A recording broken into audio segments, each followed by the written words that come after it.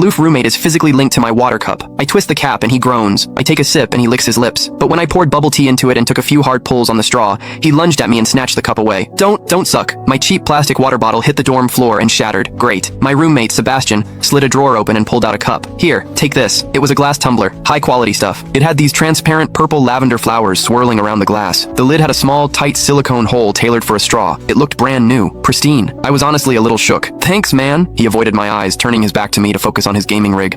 I carefully twisted the lid open. Immediately, a suppressed, low groan came from Sebastian's direction. I poured some warm water in and took a sip. Sebastian sucked in a sharp, jagged breath. His hand on the mechanical keyboard trembled, his fingers slipping off the keys. He licked his lips, looking like he was enduring some kind of torture or intense pleasure. His lips were thin, the Cupid's bow sharp like a knife. Looking at them made me want to bite them. Yeah, okay, I admit it. I'm into Sebastian. I swear to God, before I met him, I was the straightest guy in the state. After high school, my only plan was to get to college and bang a hot, bubbly cheerleader. But the moment I walked into this dorm and saw Sebastian, that plan went out the window. 4 years of college and he's the only one I want to mess around with, but I couldn't tell him. No way. I was terrified that if I spilled my guts, we wouldn't even be friends anymore, because Sebastian is straight, like painfully straight. Only 2 weeks ago, he turned down a senior, a varsity swimmer, total stud, who asked him out. After that, Sebastian came back to the room and sat at his desk with a face like thunder for hours. The guy must be a raging homophobe. Maybe it was because the cup was a gift from my crush, but that warm water tasted sweeter than usual. It had a weirdly good aftertaste. I grabbed a straw from my desk and shoved it deep into the hole on the lid. The second I did, a strangled moan ripped out of Sebastian's throat. He bolted up and sprinted into the bathroom. Weird. We were just gaming. Why the hell did he suddenly need a shower?